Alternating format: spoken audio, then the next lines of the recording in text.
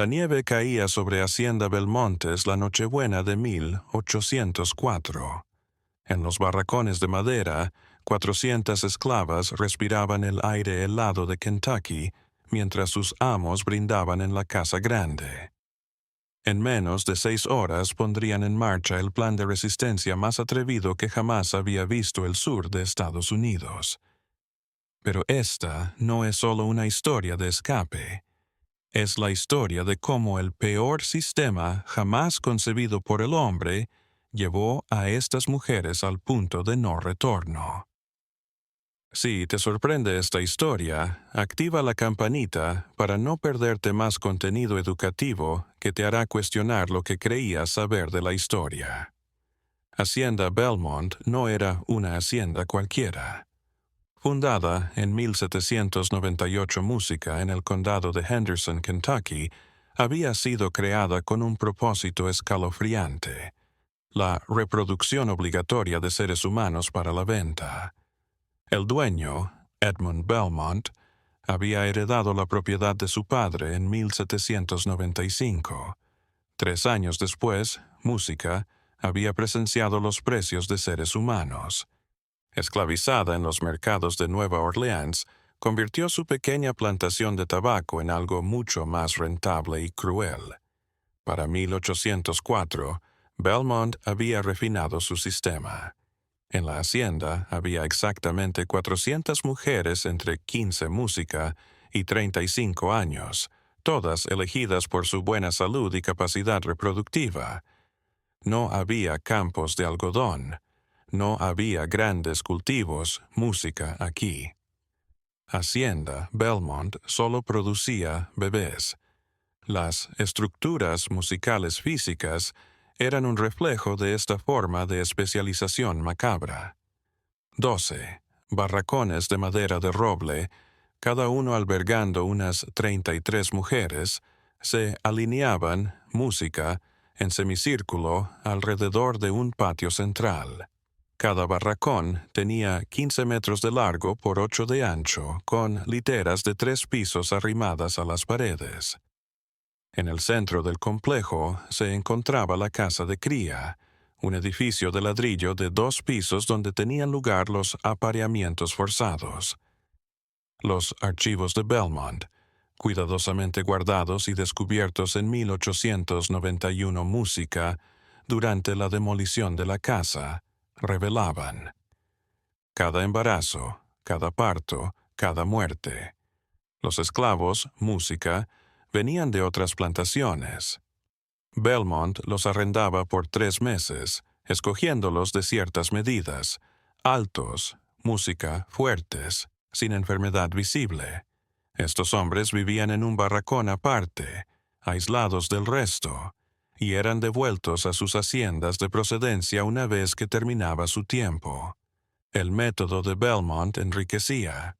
Un bebé sano se vendía entre 300 y 500 en 1840, lo que hoy serían unos 6,000 a 10,000. Con un promedio de 80 partos anuales, la hacienda generaba $40,000 anuales en ingresos brutos, una fortuna para la época. Pero el precio humano era incalculable. La mortalidad materna llegaba al 15% anual. Los bebés eran destetados música a los 6 meses y vendidos a tratantes que se los llevaban en carretas a los mercados del sur. Las esclavas que no quedaban embarazadas tras 2 años eran vendidas a las plantaciones de algodón, consideradas infructuosas.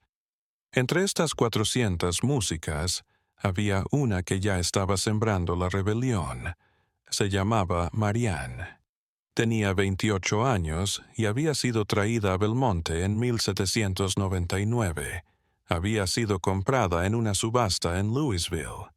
5 años había mirado, escuchado música, esperado. Había perdido 3 hijos en ese tiempo, los 3 vendidos antes del año.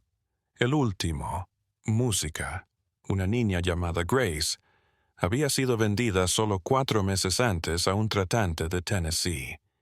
Esa pérdida había sido el punto de ruptura. Para saber cómo 400 mujeres lograron lo imposible, primero hay que conocer el música sistema creado para evitarlo. Edmund Belmont había analizado los errores de otras música plantaciones. Sabía cada intento fallido de rebelión, cada intento de fuga fallido en Virginia, Carolina del Sur, Georgia. Había hecho de Hacienda Belmont una fortaleza. El contorno del predio cercado con una valla de madera de 2,5 metros de altura era de 180 hectáreas. Cada 50 metros torres de vigilancia de 4 metros que permitía a los guardias controlar todo movimiento. Todo el música día estaban 6 guardias patrullando. Por la noche ese número se reducía a 3, siempre y cuando entre rejas no se encontrase ninguna mujer embarazada o con niños de corta edad que tuviesen riesgo de fuga. Esa suposición sería su perdición. Música. El complejo interior seguía una lógica militar. Los barracones estaban numerados del 1 al 12, en función del estado reproductivo de las mujeres. En los barracones 1 al 4 se alojaban embarazadas, los 5 al música o mujeres con bebés menores de 6 meses, los 9 a 12, mujeres en intervalo intergestacional. Esta separación no era casual. Belmont había teorizado que la segregación de las mujeres, en función de su estado música reproductivo, disminuiría el desarrollo de vínculos y, por lo tanto, de la organización música colectiva. Las embarazadas, arguía, estarían demasiado ocupadas cuidando a sus bebés como para pensar en resistencia. No podría haber estado más errado. El día en Hacienda Belmont se iniciaba a las 5 de la mañana con una campana.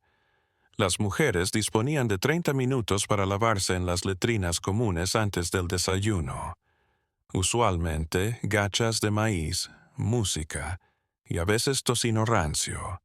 Desde las 6 de la mañana hasta el mediodía, las mujeres no embarazadas laboraban en oficios domésticos: lavar ropa, limpiar los barracones, cocinar, cuidar los jardines que rodeaban la casa principal.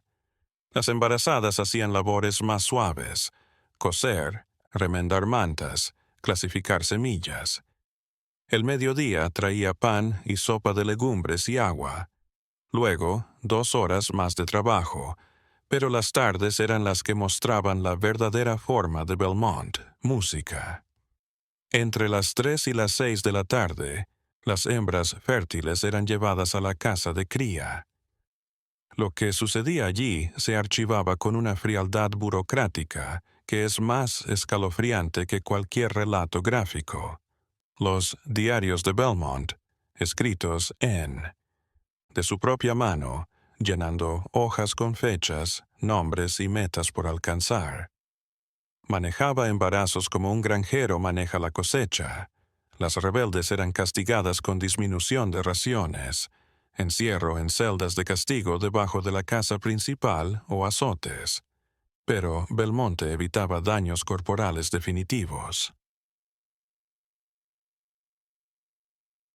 Una mujer marcada a la vista se vendía más barata y los bebés de madres desnutridas morían en mayor número.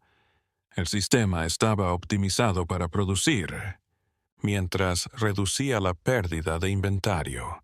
Por las noches, tras la cena, las internas disponían de 2 horas libres antes del toque de queda, a las 9. Era en estas 2 horas que Belmont cometió su error fatal. Música. Pensó que mujeres agotadas, traumatizadas y aisladas por muros invisibles de dolor no podrían movilizarse. No sabía que el trauma compartido no siempre destruye, a veces forja acero. Durante 18 meses, desde la primavera de 1803 hasta diciembre de 1804, Marianne había aprovechado esas 2 horas para construir una red de resistencia tan compleja que cuando finalmente se movilizó música fue imparable. Este material se crea para celebrar voces olvidadas, música. Dale-like si crees que estas voces merecen ser escuchadas. Julio de 1803. Hacía calor en Kentucky, un calor que hacía que el aire pareciera denso. Marianne estaba sentada en el barracón 10 cosiendo una manta cuando llegó Sarah. Sarah tenía 19 años. Había sido adquirida en una subasta en Lexington 2 semanas antes, separada, de su madre y hermanos. Apenas era su tercer día en Belmont Música, y sus ojos aún tenían ese brillo de alguien que no ha terminado de asimilar música, su nueva realidad. Las mujeres mayores conocían esa mirada. Todas la habían tenido. Sarah se sentó en el camastro que le habían asignado sin decir música una palabra. Marianne seguía cocinando, pero miraba, siempre miraba. Aquella noche, en el tiempo libre, Sarah se puso a llorar. No el llanto callado que muchas aprendían a dominar, sino sollozos que sacudían todo su ser. Algunas mujeres se acercaron, consolando música, con palabras suaves y presencias silenciosas. Se acercó también Marianne, pero no para consolar. El llanto no cambia nada. Sus palabras fueron duras, pero su tono no lo fue. La pregunta es, ¿qué vas a hacer con ese dolor? Sarah levantó la vista, confusa. Las otras mujeres también observaron a Marianne. Música, algunas con curiosidad, otras con algo parecido al temor. ¿Qué quieres decir?, dijo Sarah, secándose las lágrimas. Marianne no respondió. En vez de eso, habló de Grace, su hija vendida 4 meses atrás, de cómo el dolor de esa pérdida se sentía como hierro candente en su pecho. Habló de cómo ese dolor podía devorarte o moldearte. Yo me transformé, dijo sencillamente. Las siguientes músicas semanas, Sarah y Marianne estuvieron juntas. Marianne le mostró los patrones de Belmont, las rutinas predecibles, las formas de romper el sistema. Pero más. Marianne empezó a mostrarle algo que había estado música construyendo en secreto durante meses. Una red no visible. No había asambleas ni discursos apasionados. En cambio, Marianne había reconocido música ciertas mujeres en cada barracón, mujeres que tenían algo en común. No aceptación sumisa, rabia reprimida, fuego no extinguido.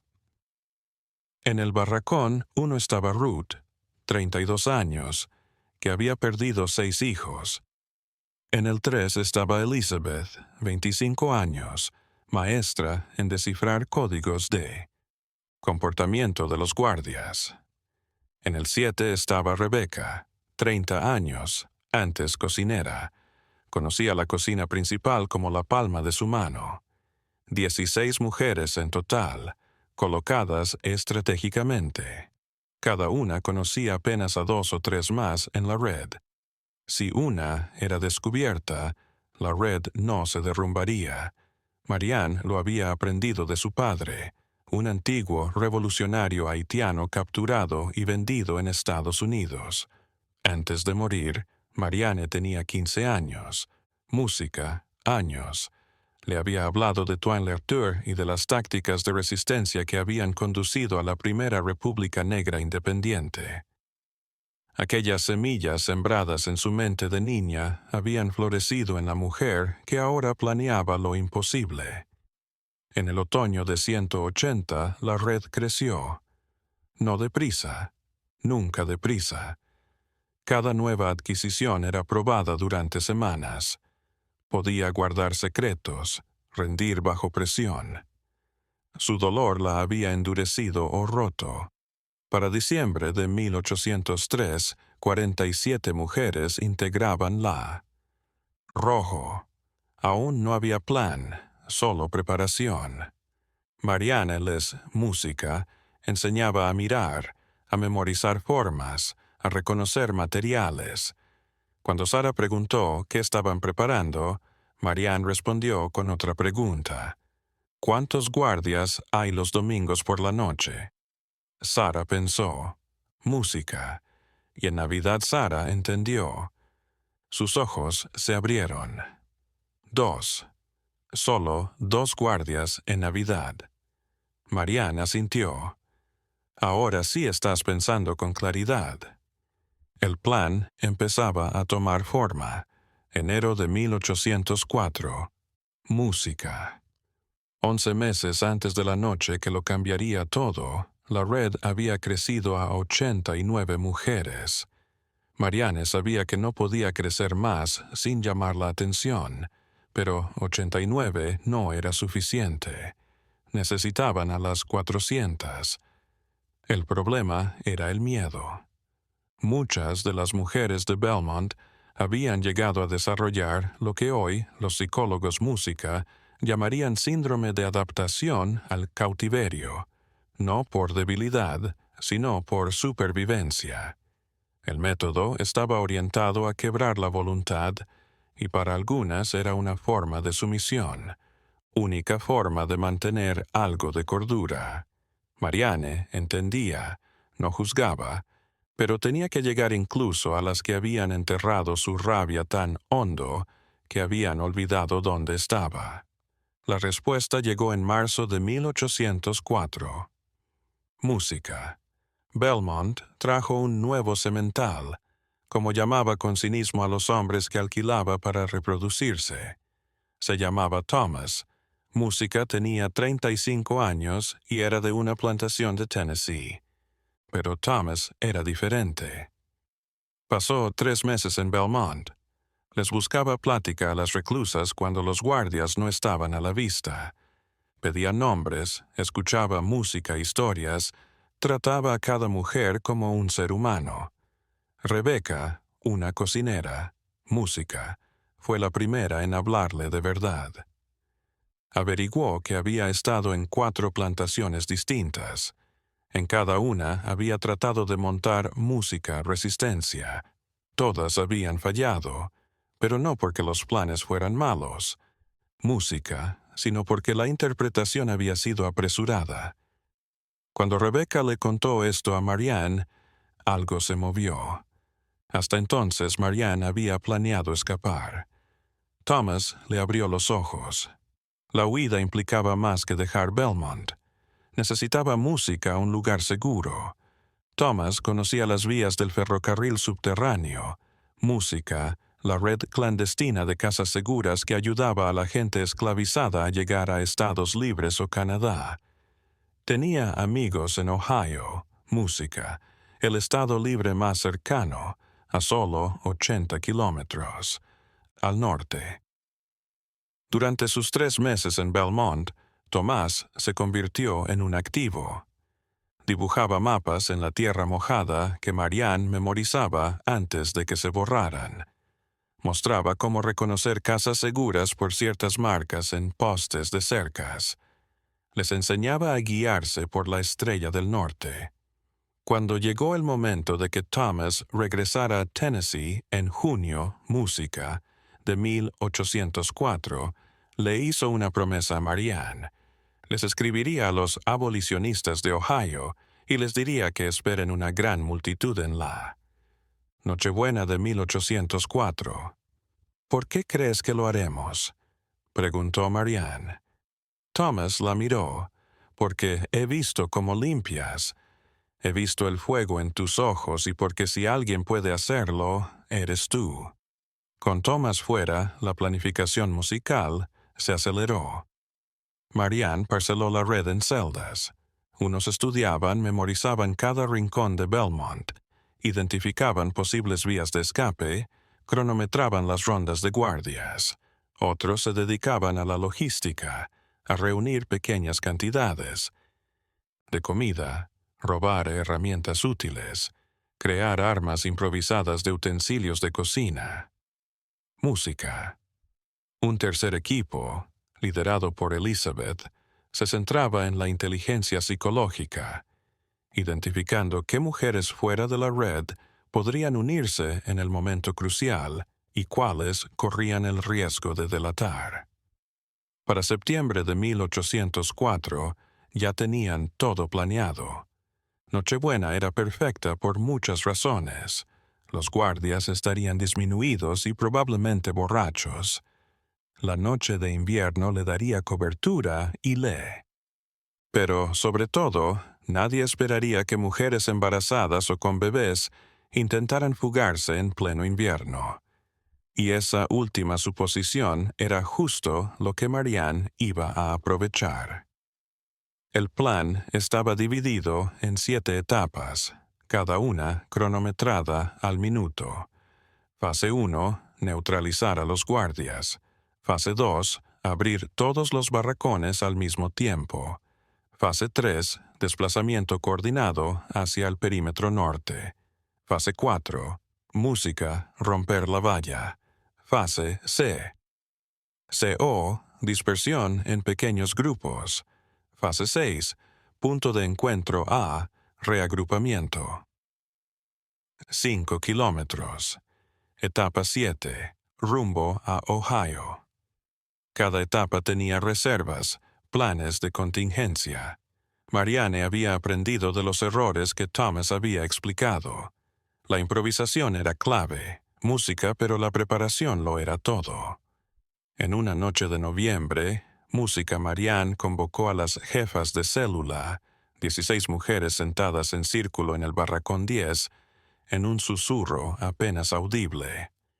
«En 6 semanas estaremos libres o muertas», dijo Marianne. «No hay término medio. Una de vosotras debe entenderlo». Una a una, todas asintieron. La cuenta regresiva había comenzado. Diciembre de 1804.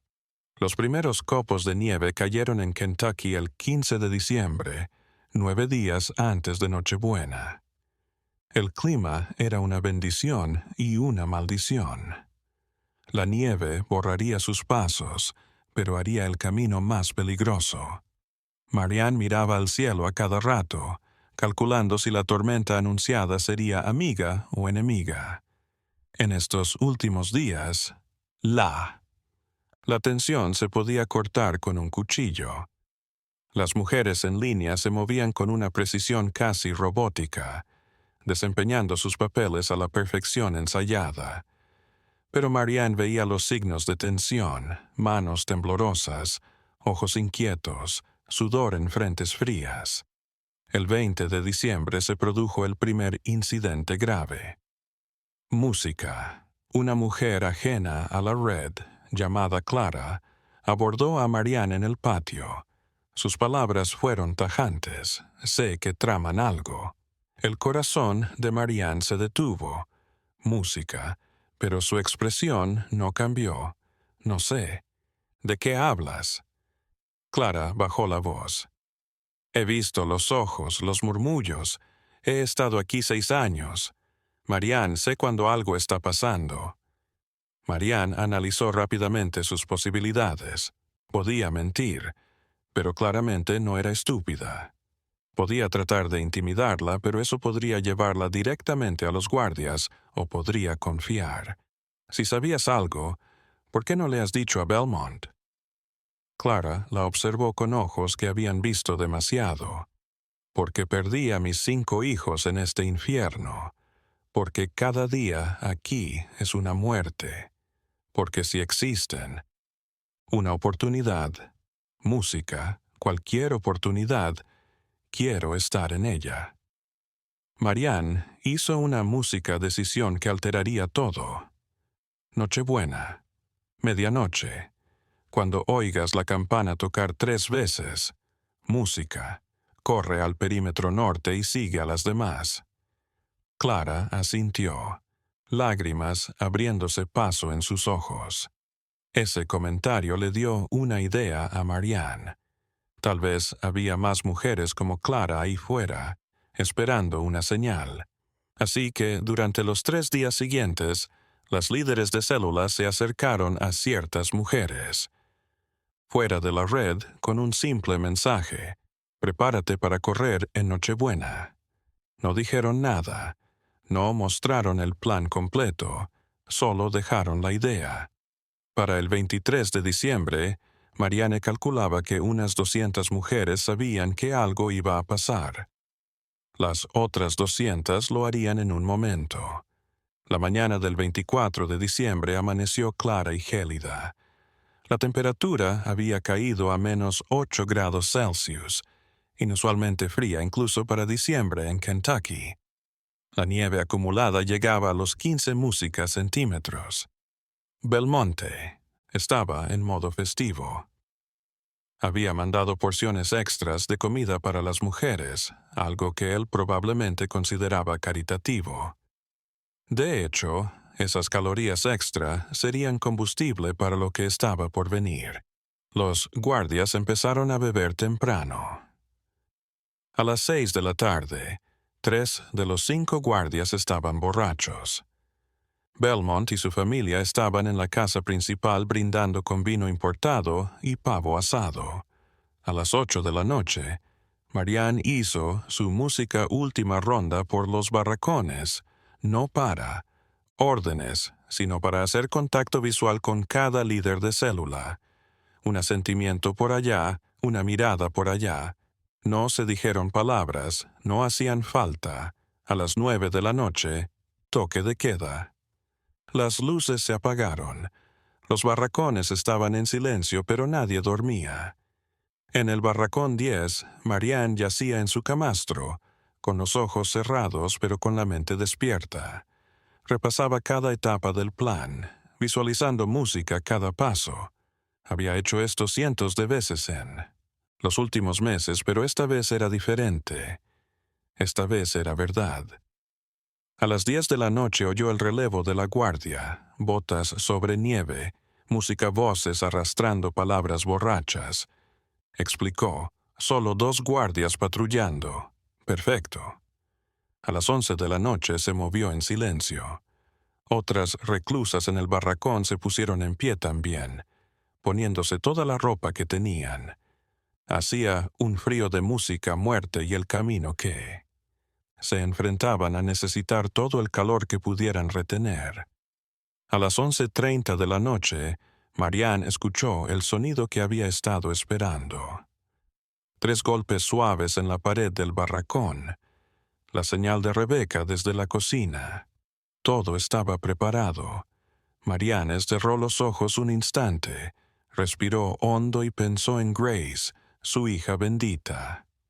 Pensó en todos música, los niños arrancados de sus madres. Pensó en las mujeres que habían muerto en música a este lugar. Luego abrió los ojos y en su mirada había acero puro. Ahora o nunca. Esta historia real de resistencia merece ser contada. Difunde este video para que más gente conozca este capítulo perdido de la historia. 11:45 de la noche, 24 de diciembre de 1804. Rebecca se deslizó como una sombra desde la cocina hasta el barracón de la guardia. Música. En su mano derecha llevaba una jarra de sidra caliente especiada. En la izquierda, una pequeña música bolsa de tela. Rebecca llevaba meses ahorrando trocitos de raíz de valeriana de los suministros médicos de Belmont. La valeriana en pequeñas dosis ayudaba a dormir. En altas dosis producía sedación. Había molido la raíz en polvo fino y la había mezclado con miel para disfrazar el sabor amargo. Llamó a la puerta del barracón de la guardia. Un hombre de unos 40 años, barba descuidada y aliento a whisky, abrió. «¿Qué quieres?», gruñó. Rebecca bajó la vista, su postura sumisa bien ensayada. «El señor Belmont manda sidra caliente para los guardias, música por Navidad». El guardia miró la jarra con sospecha y luego se encogió de hombros. «Déjala». Rebecca deja la jarra en una mesa cerca de la puerta. «Está muy caliente, señor. Es mejor tomarla rápido». El guardia gruñó algo incomprensible y cerró la puerta. Rebeca regresó a la cocina. Música, su corazón latiendo con fuerza. La primera etapa estaba en marcha. Ahora solo quedaba esperar. En el barracón de la guardia, el primer hombre sirvió la sidra en tazas de peltre para él y el otro. El líquido humeante olía a canela y clavo. Bebieron agradecidos, buscando calor contra el frío, música nocturno. 15 minutos después, el primer guardia bostezó. Luego el segundo. Intentaron reaccionar. Música, pero sus cuerpos no respondían. La valeriana y el alcohol, música, ya en sus venas eran irresistibles. Para medianoche, ambos guardias dormían en sus literas. En el barracón 10, Marianne esperaba la señal. A las 12:05 de la madrugada, música, oyó 3 golpes en la pared. Exterior. La confirmación de Elizabeth, que había estado observando el barracón de guardias desde una ventana del barracón 9. Marianne se puso en pie. A su alrededor, au sur, 32 mujeres repitieron sus movimientos con una sincronización que hablaba de meses de práctica mental. Marianne se dirigió a la puerta del barracón. No estaba cerrada con llave. Las cerraduras solo se ponían en música, casos de castigo. Belmont nunca pensó que necesitaría cerraduras para encerrar a mujeres que consideraba rotas. Abrió la puerta, lentamente. El aire de la noche le abofeteó la cara. La temperatura había descendido aún más. -10 °C, calculo. Fuera, la nieve brillaba bajo la luna, un resplandor fantasmal. Marianne podía reconocer el barracón 9 a su izquierda, música, el 11 a su derecha. Según el plan, los barracones 1, 4, 7 y 10 se abrirían primero. Sus habitantes se trasladarían a los barracones que quedaban en pie, música, y despertarían a todas las demás. El objetivo era tener a las 400 mujeres despiertas y listas en menos de 10 minutos. Marianne se apresuró al barracón 11, pisando la nieve en silencio, abrió la puerta y entró. Las mujeres que estaban dentro ya estaban despiertas, esperándolas. «Es hora», susurró Marianne. No hubo vítores, no hubo gritos, música alegres, solo asentimientos graves y movimientos decididos. Durante los siguientes 8 minutos, una ola silenciosa recorrió Hacienda Belmont. Se abrió una puerta, una mujer se despertó. Algunas entendieron al instante, música. Otras requirieron segundos de explicaciones urgentes. A las 12:13 de la madrugada, 400 reclusas se encontraban despiertas y fuera de sus barracones, agrupadas en el patio central. Era una imagen que desafiaba toda lógica del sistema esclavista. Música. Mujeres supuestamente quebradas de pie bajo la nieve, unidas. Marianne se detuvo en medio del patio. No alzó la voz, pero su susurro furioso llegó a todos. Sabemos lo que hacemos. Conocemos los riesgos. El que quiera que se quede. Ahora, no habrá juicio. Nadie se movió. Entonces corremos hacia el norte, hacia la libertad. Y si morimos esta noche, morimos como mujeres libres. Sara, de pie junto a Marianne, con lágrimas en el rostro, pero música, con la mandíbula tensa. Ruth, que había perdido 6 hijos, música, cerraba los puños hasta que sus nudillos estaban blancos. Isabel observaba hacia el norte, calculando distancias y tiempos. Rebeca empuñaba un cuchillo de cocina, no como amenaza, sino como promesa de nunca más ser capturada. A las 12:15 de la madrugada, Marianne dio la señal, no con palabras, sino simplemente echando a andar hacia el norte. 399 mujeres la siguieron. La etapa 2 había comenzado. El límite norte de Hacienda Belmont lo definía la cerca de madera de 2,5 metros de alto, coronada con alambre de púas. Había estado observando esa valla durante 18 meses. Había encontrado un punto débil, una zona de unos 4 metros donde los postes más distanciados, podridos en la base por el agua estancada en el terreno. Mientras las 400 mujeres marchaban en silencio hacia el norte, divididas música en 4 grupos de 100 para no llamar la atención, Isabel dirigía el primero directamente hacia ese punto vulnerable. Llevaba 3 barras de hierro que Rebeca había estado robando del cobertizo de herramientas durante semanas. Tras ella, mujeres portaban mantas pesadas que extenderían sobre el alambre de púas. A las 12:22 música de la mañana llegaron a la valla. Isabel no esperó. Metió una barra de hierro entre 2 tablas, música, e hizo palanca. La madera crujió. El ruido resonó en el silencio de la noche. Se quedó helada, esperando gritos. Nadie vino. Apretó más. Una tabla se desprendió con un crujido. Otra. En 3 minutos había hecho un agujero de 1 metro de ancho, pero no era suficiente. Necesitaban 400 mujeres en un abrir y cerrar de ojos. Rue y otra mujer. Marta se sumó a Elizabeth con las otras 2 barras de hierro. Se movieron como una máquina, arrancando tablones, música, ampliando la brecha. A las 12:28 de la mañana, la brecha tenía 3 metros de ancho. Mantas fueron arrojadas sobre el alambre de púas en la parte superior. «Vayan», ordenó Elizabeth. Las primeras mujeres se arrastraron por la abertura, ayudándose entre ellas, las más fuertes levantando a las embarazadas y a las que llevaban bebés envueltos. Música. Contra sus pechos.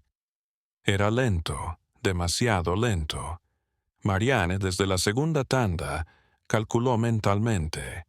A este ritmo tardaría 20 minutos en que todas pasaran. 20 minutos era una eternidad. «Necesitamos otra oportunidad», le dijo a Sarah. Sarah asintió y corrió hacia el oeste a lo largo de la valla. 50 metros más allá, ella y 5 mujeres más comenzaron a hacer música una segunda brecha.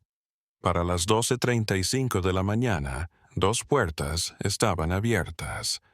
El flujo se aceleró, pero entonces llegó él.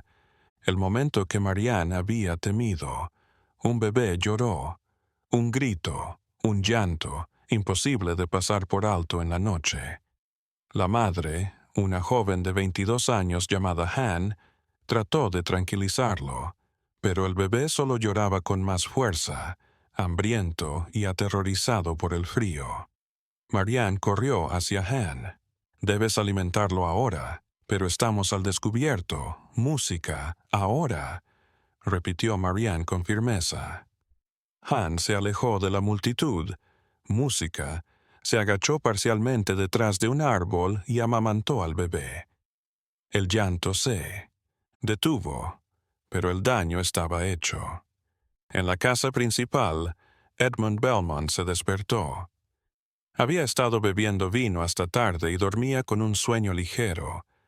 Algo lo había molestado, pero no sabía el qué.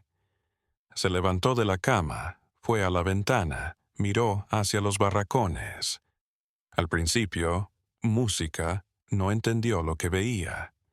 El patio estaba vacío. No vacío. Las puertas de los barracones estaban abiertas. Su cerebro, música, entorpecido por el alcohol, tardó unos segundos en procesar la imposibilidad de lo que estaba viendo. Luego gritó: «¡Guardias! ¡Guardias! ¡Música!». Bajó corriendo las escaleras, salió de casa en pijama, descalzo en la nieve, al norte. Figuras. Cientos de figuras. No. Su grito fue rabia, música, incredulidad pura. corrió al cuartel de la guardia y llamó a la puerta. Nadie respondió. Abrió la puerta Música de una patada y los dos guardias estaban durmiendo. Los sacudió, le gritó, pero no se movieron. Belmont se dio cuenta de que estaba solo. Su familia no podía hacer nada. Su esposa y Música, 3 hijos, no eran guerreros. Los guardias adicionales vivían a kilómetros de distancia, en la ciudad. Kane tomó una decisión desesperada. Corrió a los establos, ensilló su caballo más veloz y cabalgó hacia el norte. En la distancia, Marianne oyó los cascos del caballo. Más rápido, gritó: «¡Todos ahora!». Las últimas 80 mujeres se precipitaron por las puertas. Algunas cayeron. Fueron levantadas por. Otras no dejaron a nadie atrás. A las 12:42 de la madrugada, la última mujer pasó. Belmont llegó a la valla 30 segundos después, su caballo resoplando vapor en el aire frío. Miró por entre las rendijas y observó la estampida de mujeres hacia el bosque del norte. Desmontó. Pensó en perseguirlas a pie, pero sabía que era inútil. Eran 400. Él era uno. Por primera vez en su vida, Edmund Belmont se sintió totalmente música impotente. Se subió de nuevo a su caballo y galopó de vuelta a casa, sabiendo que tenía que reunir una partida de cacería, música, pero sabía en su codicioso corazón que era demasiado tarde. En el bosque, Marianne guiaba a las 400 mujeres más adentro de la noche. Las ramas música nevadas formaban un dosel sobre ellas, ocultándolas de una mirada aérea. Había funcionado contra toda música lógica, contra toda probabilidad. Pero el camino apenas empezaba. El bosque, música, era un mundo de sombras y nieve. Las 400 mujeres se desplazaban como un río humano, serpenteando entre los árboles. Centenarias, sus alientos formando vapores que se disipaban en el aire helado. Marianne había memorizado la ruta, música. 5 kilómetros al norte había un granero abandonado que Thomas había marcado música como punto de encuentro. Desde allí se dispersarían en pequeños grupos para el viaje de 75 kilómetros al río Ohio. Pero 5 kilómetros en música nieve profunda con embarazadas, bebés y menos 1 grado Celsius era una tortura. Tras 30 minutos de caminata, la primera mujer se derrumbó. Se llamaba Anne. Estaba de 7 meses y ya no podía más. 2 mujeres la levantaron en sus brazos. «No me dejen atrás», rogó Anne. «Nunca», respondió Ruth con firmeza. «Todas llegamos o ninguna llega». Esa fue el mantra silencioso de la noche. La marcha siguió. Cada 10 minutos Marianne se detenía un momento para que todos se reunieran. Contaba cabezas. 400. Siempre 400. Sarah iba caminando al lado de una anciana llamada Margaret, la cual tenía 48 años, inusualmente vieja para Belmont. Margaret había sido traída apenas 2 meses atrás, y todos sabían que Belmont la había comprado por error, creyéndola más joven. Margaret caminaba cojeando, su rodilla izquierda evidentemente dañada. «Continúa sin mí», le dijo Música a Sarah. «No, las estoy entorpeciendo». Sarah la miró con intensidad. «Entonces serás la más lenta en quedar libre, pero llegarás, Margaret». Con lágrimas en los ojos y Música asintió y siguió. A las 2:15 de la alcanzaron el granero abandonado al amanecer. Era una cabaña de madera, Música medio derrumbada, pero resguardaba del viento. Las mujeres se amontonaron dentro, 400 cuerpos calentándose unos a otros, salvando Música vidas. Marianne dio 30 minutos de descanso. Las mujeres distribuyeron las raciones de comida que habían reservado. Pan rancio, manzanas secas, trozos de carne ahumada. Elizabeth estaba calculando tiempos y distancias. Belmont habrá mandado jinetes a Henderson para preparar una búsqueda. Para el amanecer tendremos cazadores de esclavos tras nosotros. Marianne lo sabía. Entonces tenemos que llegar a Ohio antes del anochecer de mañana. Es nuestra única oportunidad. Rebecca se metió en la conversación. 75 kilómetros en 24 horas con este lote. Imposible, no dijo Marianne, y lo necesario se hace posible. A las 2:45 de la mañana reanudaron la marcha. En esta ocasión se separaron en 6 grupos de aproximadamente 67 mujeres cada uno. Cada equipo seguiría caminos diferentes, todas distintas hacia el norte, todas convergiendo en un punto a 15 kilómetros del río Ohio. La razón era estratégica. Grupos más pequeños eran más difíciles de rastrear y, si uno era capturado, los otros 5 aún tendrían una oportunidad. Marianne encabezó el primer grupo, Sarah el segundo, Elizabeth el tercero, Ruth el cuarto, Rebecca el quinto, música, y una mujer llamada Abigail, que había permanecido en silencio durante meses, pero que esa noche demostró un liderazgo natural, música, lideró la sexta. Mientras caminaban comenzó a nevar de nuevo. Copos, enormes y pesados que borraban sus rastros casi tan rápido como los creaba. Era un ángel. A las 5 de la mañana, el equipo de Marianne había recorrido 12 kilómetros.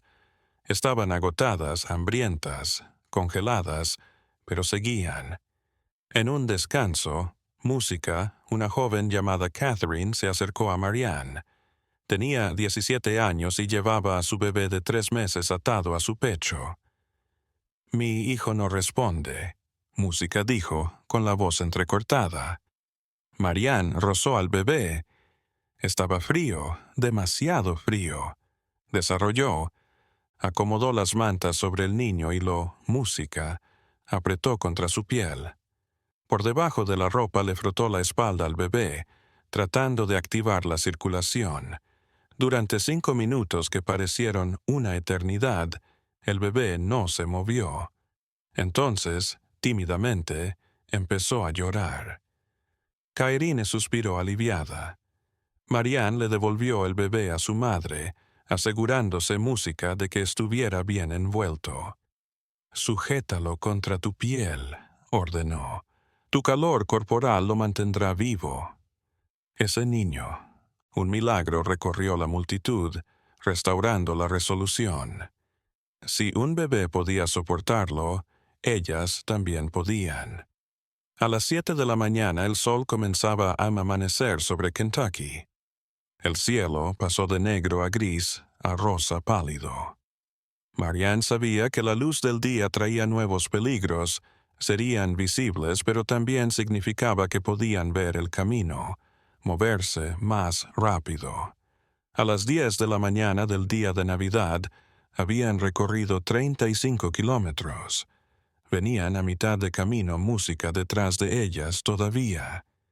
Invisible, pero presente, la cacería había comenzado. Edmund Belmont había reunido a 20 hombres de Henderson, todos cazadores de esclavos con perros, música y armas.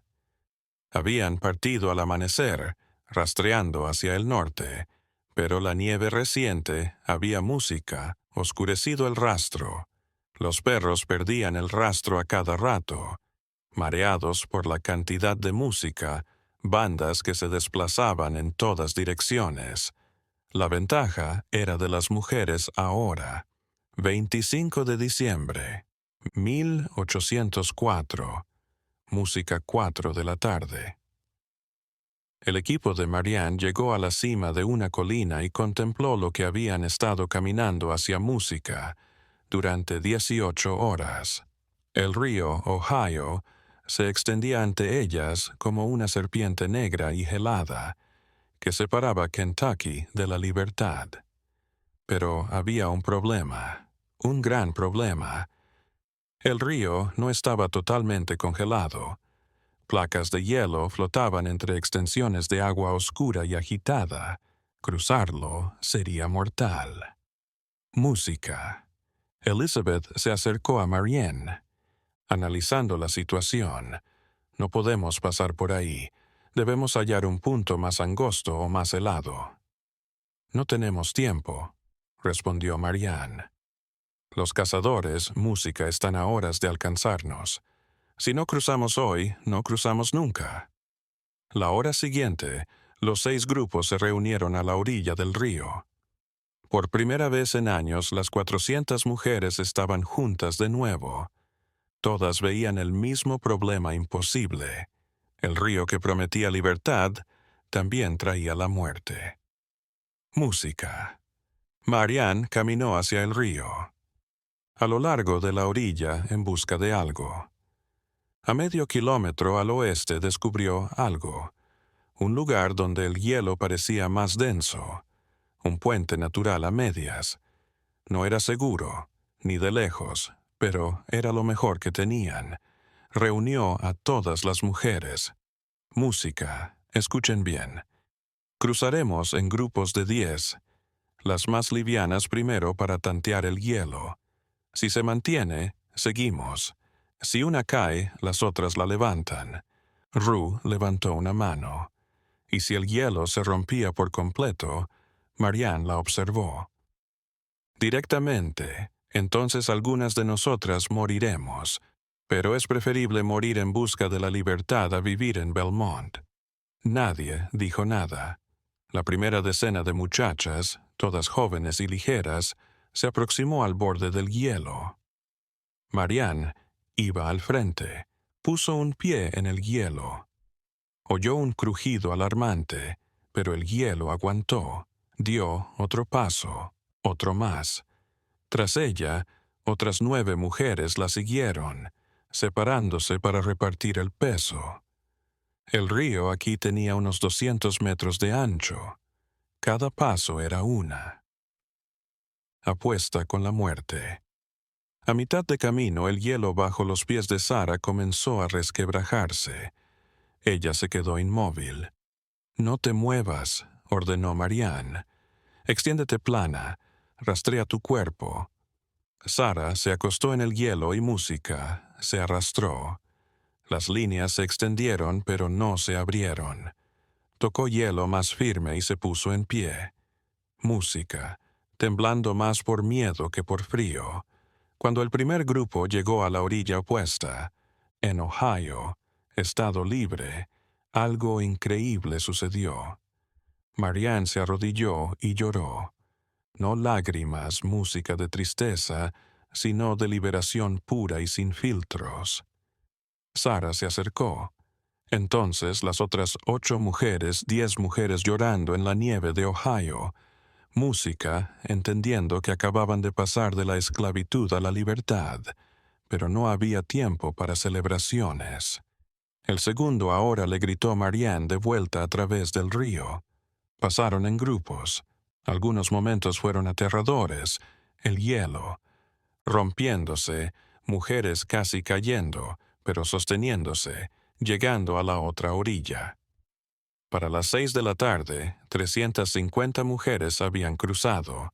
Y entonces sucedió. Una mujer del 36, música, llamada Diana, se adelantó y el hielo cedió bajo sus pies. Se sumergió en el agua helada con un grito ahogado. 3 de las mujeres que estaban a su lado se abalanzaron en una cadena humana sobre el hielo más firme. La primera extendió su brazo tomando la mano de Diana mientras el agua helada se filtraba en su manga. Amenazaba con arrastrarla bajo el hielo. «¡Tira!», gritó Ruth desde la orilla. Con desesperación, las 3 jalaron. Diana salió del agua empapada y con los labios azules por la hipotermia. La arrastraron rápidamente a la orilla de Ohio, donde otras mujeres la rodearon inmediatamente. Le quitaron la ropa empapada y la envolvieron en cada manta música disponible. Frotaron sus patas, calentándolas. Diana había sobrevivido, pero había sido aterrador. El resto de los grupos cruzó con mayor cautela. A las 7 de la tarde, con la oscuridad de vuelta, 398 mujeres estaban en Ohio. Faltaban dos: Anne, la embarazada de 7 meses, y Margaret, la anciana de la rodilla, seguían en la orilla de Kentucky. Se habían empeñado en ir en el último música grupo para no entorpecer al resto. Marianne les gritó desde la otra orilla: «¡Vengan!». Ahora Anne se frotó el vientre. Margaret la seguía cojeando, dolorosamente. Estaban a 3/4 del camino cuando oyeron a los perros, ladridos distantes pero inconfundibles, acercándose desde el sur. «¡Más rápido!», gritó Sarah. Ana corrió lo más rápido que pudo, pero su equilibrio era incierto. Margaret trató de apresurarse y su rodilla cedió. Se desplomó en el hielo, gritando. Anne se detuvo. Volvió a mirar a Margaret. «Música. Apóyate en mí, déjame. Salva a tu bebé». «Todas o ninguna», repitió Anne fiereza. Juntas recorrieron los últimos 50 metros. El hielo crujía bajo sus pies. Peso combinado, pero se mantuvo. Llegaron a la orilla de Ohio justo cuando las primeras antorchas de la partida de búsqueda asomaban por la colina del sur. 400 mujeres contemplaron desde Ohio como Edmund Belmont y 20 cazadores de esclavos llegaban a la orilla opuesta del río. Belmont looked at the women on the other side. Contempló su tierra, su bien, su riqueza, detenida en campo abierto donde música no podía alcanzarla. Por ley, los esclavos fugitivos podían ser perseguidos incluso en estados libres. La ley de esclavos fugitivos de 1793 lo autorizaba, pero perseguir música 400 mujeres desesperadas a través de un río parcialmente congelado en la noche, sabiendo que lucharían hasta la muerte, era otra. Uno de los cazadores miró a Belmont. «Podemos intentar pasar al amanecer». Belmont miró el hielo roto, las aguas oscuras. Sabía que para el amanecer las mujeres estarían millas al norte dispersas. Imposible rastrearlas a todas. Había perdido. Su rostro se contorsionó en furia. Impotente. Le gritó amenazas vacías a través del río, pero el viento del invierno se llevó sus palabras. A la orilla de Ohio, Marianne habló en voz baja pero firme. «Vamos, aún no hemos terminado». Las 400 mujeres se alejaron del río, internándose en Ohio hacia las casas seguras que Música Thomas había prometido que estarían esperando. Belmont los vio desvanecerse en la noche, luego se volvió y galopó de regreso a su hacienda vacía. 26 de diciembre de 1804, 3 de la mañana. Las mujeres habían caminado 8 kilómetros al norte del río Ohio cuando vieron las luces. 3 cabañas de madera, cada una con una lámpara específica colgada en el porche delantero, la señal precisa que Thomas había dado. Casas seguras de la red abolicionista. Las puertas música se abrieron antes de que llamaran. Hombres y mujeres cuáqueros se fueron, rostros compasivos y resueltos. «Entren rápido», dijo una anciana. «Tenemos comida caliente y camas». Las 400 mujeres fueron repartidas entre las 3 casas y 2 graneros contiguos. Por primera vez en años, algunas por primera vez en su vida, durmieron como personas libres. Marianne no pudo dormir. Se sentó junto a una ventana y vio el amanecer sobre Ohio. Sara se sentó a su lado. «Lo hicimos», susurró Sara, todavía sin poder creerlo. Algunas de nosotras, música, corrigió Marianne en voz baja. Muchas no llegaron. En los días siguientes, la red abolicionista organizó el viaje de las mujeres al norte. Algunos grupos viajaron a Canadá por el ferrocarril subterráneo. Otros se asentaron en comunidades libres en Ohio, Pennsylvania y Nueva York. Marianne, Sarah, Ruth, Elizabeth y Rebecca permanecieron juntas y finalmente se asentaron en una comunidad cuáquera cerca de Cleveland. Allí, Marianne empezó a dejar un registro de su vida en un diario que sería descubierto 147 años después, en 1951, y dio a luz a una niña sana en febrero de 180. Música.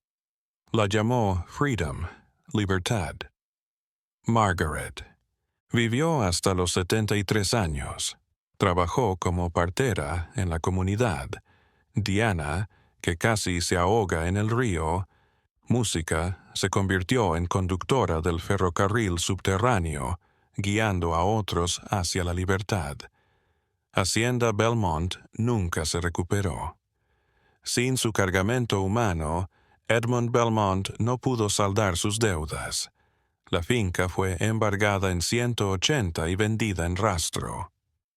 Belmont Música murió en 1809, en la ruina y el resentimiento. La Nochebuena de 1804, Música, se transformó en leyenda en la comunidad. Abolicionista, aunque fue intencionalmente oculta para proteger a las mujeres y a quienes las ayudaron. Los registros de Kentucky solo informaron que 400 esclavas habían desaparecido en la nada. Música. No fue hasta 1951 que el diario de Marianne fue encontrado en el ático de una casa de Cleveland durante una renovación que la historia completa salió a la luz. El diario, que ahora se encuentra en el Museo Nacional de Historia Afroamericana en Washington, D.C., tiene 200 páginas de relato minucioso.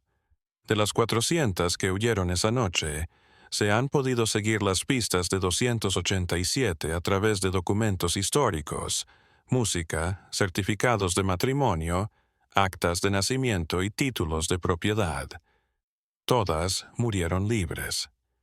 Las otras 113 se perdieron en la historia, sus nombres olvidados, pero su resistencia vive. La historia de estas 400 mujeres nos enfrenta a realidades incómodas sobre música, la naturaleza humana, tanto en su crueldad como en su resistencia. Hacienda Belmont no fue una excepción. Fue una de al menos 17 granjas de cría registradas en Kentucky, Virginia y Maryland entre 1780 y 1865. La esclavitud en Estados Unidos no fue solo trabajo forzado, fue deshumanización y mercantilización de seres humanos.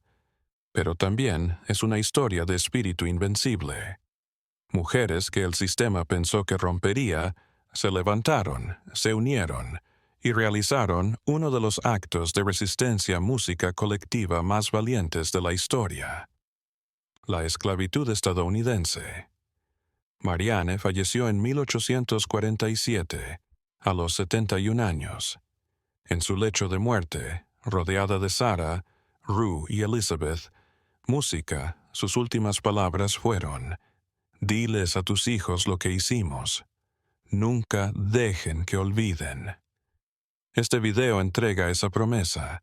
Cada vez que la contamos rendimos homenaje no solo a estas 400 mujeres, sino música a millones que resistieron en grande y en pequeño. Cada acto de resistencia, cada momento de dignidad mantenida frente a un sistema diseñado para destruirla es un recordatorio de que la libertad no es dada, es tomada. La Nochebuena de 1804 nos muestra que incluso en la noche más oscura, incluso cuando el sistema parece invencible, la resistencia organizada y el valor colectivo pueden hacerlo imposible. Las 400 mujeres de Hacienda Belmont no solo escaparon de la esclavitud, demostraron que ningún sistema de opresión, sin importar cuán elaboradamente diseñado, puede finalmente contener el deseo humano fundamental de ser libre. Siesta. ¿Te conmovió esta historia? Compártela. La educación es la herramienta más poderosa contra el olvido histórico. Música. Estas voces silenciadas durante siglos merecen ser escuchadas. Suscríbete para más contenido educativo que arroja luz sobre capítulos perdidos de la música, historia que nos moldeó. Y recuerda, la libertad que disfrutamos hoy fue comprada con el coraje de personas cuyos nombres quizás nunca conoceremos, pero cuyas acciones resuenan a través del tiempo. Esta fue la historia de cómo 400 esclavas se fugaron de la mayor hacienda. De estreno en Nochebuena de 1804. Música. Sus nombres deben ser recordados. Su valentía merece ser reconocida. Su historia merece ser contada.